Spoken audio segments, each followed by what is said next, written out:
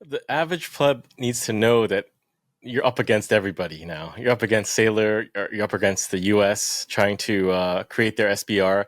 You're up against Bitcoin bonds, you're up against Bit bonds, you're up against pretty much everybody. And you're fighting for sats against nation states because they're already buying and mining it. And now it's just going to accelerate and it's going to drive up demand massively. So that's the thing you have to know. That's the biggest takeaway. You have to stack like there's no tomorrow. Right now, Bitcoin is sitting generally in the plebs' hands. The plebs have been able to front run everything. It's still in, basically private, hands, and it's very little is in nation states or big entities. Going forward, though, this, like you just alluded to, is what made me think of it, will change over time. But is that, and people might look at that as a bad thing, but to get paid in Bitcoin, say it's 10, 20, 30 years from now, getting paid in Bitcoin, naturally, those businesses, those producers of society are going to have to accrue more in Bitcoin. You're going to be fighting against them. And that's why this is important going forward, like you said. But doesn't that kind of have to happen? Isn't this inevitable that will happen? And then all of a sudden, people working for Bitcoin, that'll happen because those entities have the Bitcoin and they will start paying their, again, the employee has to ask for it too, but they will have the Bitcoin, so they will be able to pay their employees in Bitcoin. Isn't that how this is how it comes about in a larger part, right? Yeah, I think so. I mean, eventually people will demand to be paid in Bitcoin because their suppliers, like the grocery store or department store, whatever, will want Bitcoin too. So it's just like an amplification of demand from all parts of society that want Bitcoin. So eventually you working for a company will have to ask the company, like, pay me in Bitcoin because I can't buy groceries with this paper anymore. But hyper-Bitcoinization depends on how you define it. But I define it as the point at which you no longer need to convert Bitcoin to fiat anymore. You can just live on a Bitcoin standard and earn sats and spend sats. But I believe it's coming faster than most people would expect because these types of changes in money, in the base money that everyone uses, are very quick changes. It's not a slow, gradual progression where, in 2 years, maybe we'll be at 20%. And then another 2 years, we'll be at 40%. It's quite exponential because when most people stop wanting the fiat, then everyone stops wanting the fiat because it's like a race against time to get rid of the fiat and get into something harder, which is Bitcoin. Will we look at this time period right now as the next Bretton Woods? Like, I know there's not a conference going on. They got BRICS things going on, but America creating the SBR and trying to, really looks like revalue the dollar over time here against hard assets like gold, like Bitcoin. Is that what we're going to see? Is it going to be obvious, a couple decades from now when we look back? Possibly, but I think it's probably bigger than something like Bretton Woods. I would say we'll look back at the period up till 1971 as the monetary dark ages, this period of time in which nothing really made sense. Because if you think about it, when we went off the gold standard, all of a sudden, this paper that was designed to represent gold, it's a IOU for gold, suddenly was disconnected. And you could now take this paper and whoever can print the paper can make more of it to buy back that asset that was supposed to be represented by that paper. So it's like bizarro world. Nothing really makes sense anymore because you have a relatively finite hard asset in gold, and you have, a representation of that asset in terms of paper or digital paper, whatever you want to call that. And now this can buy all of this.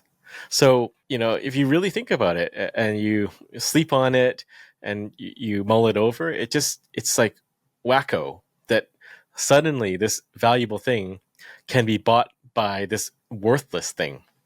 And this is sort of the conclusion of that experiment. And I think we'll look back and in 50 or 60 years, historians will look back and say, wow, I can't believe we were so primitive that we were led to believe that, this piece of paper had value.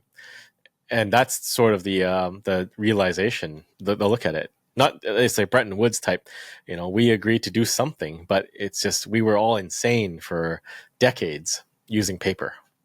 How do you get someone to, because it's the old like sales adages of like, how do you incept something into someone's brain, or how do you get them to understand or want something that you want while making them feel like they're the ones that it's their idea?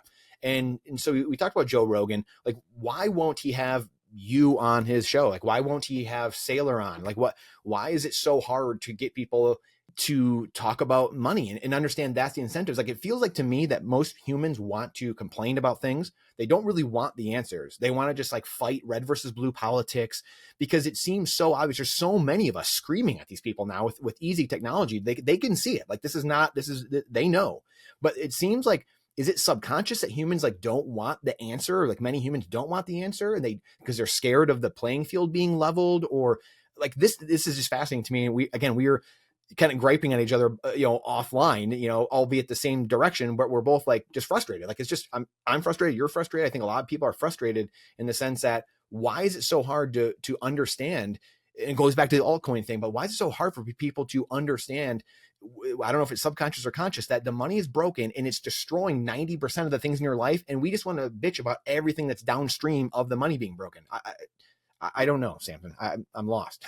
Because if you well, you kind of alluded to it, but if you give them the solution, then you just have to make some hard adjustments in your life, and that's it, right? There's not that much to talk about. We had a call with some people working in a country that is possibly right for Bitcoin nation state adoption, and they were telling me, like, this is a problem here, this is a problem, and this is a problem, and I'm like, well, just Bitcoin can fix all of those things, right? So the solution is so simple. And maybe it goes back to what I was saying earlier. Like, it's so simple, people just don't want to acknowledge that it is that simple, that the money is broken, and that's it. But as to why Joe Rogan doesn't get another Bitcoiner on, I think he had Antonopoulos on at some point. But I don't really know. Maybe we're just really bad at getting on Rogan. Like, I always see him tagged, and people suggest, Sailor should go on, Adam Back should go on, and even me. But he never reacts. So maybe we just have to direct our efforts better to get somebody on. But yeah, it's not a hard problem to solve, because I think any of us could make an excellent guest and talk about all these things. And I don't think it's a conspiracy from his part that he doesn't want to get the solution. But, there's always a hotter topic that will generate more views than the money is broken, unfortunately for us. But, once people are interested in Bitcoin, I think it's really hard to look at anything else and think that, well, yeah, I can ignore the money and we can just talk about these other problems, because, that's like kind of where we are at. We see every problem going back to the root cause of the money being broken. And that's all we think about. At least I think so. As Bitcoiners, how do we talk better, I guess? How do we become more persuasive and get that truth? It feels like, well, truth is truth, so it's going to fix itself. But how do we become better at articulating that to the average person, and then even to a Joe Rogan, so we can get that truth out there? If you want the answer to that question right there, and you like that spicy clip, check it out here. Come on, we'll see you in there. But if you want the full interview in its entirety, all the spicy clips put together, and you're not going to want to miss it, believe me, then check that out here. Come on, we'll see you in there. Do it.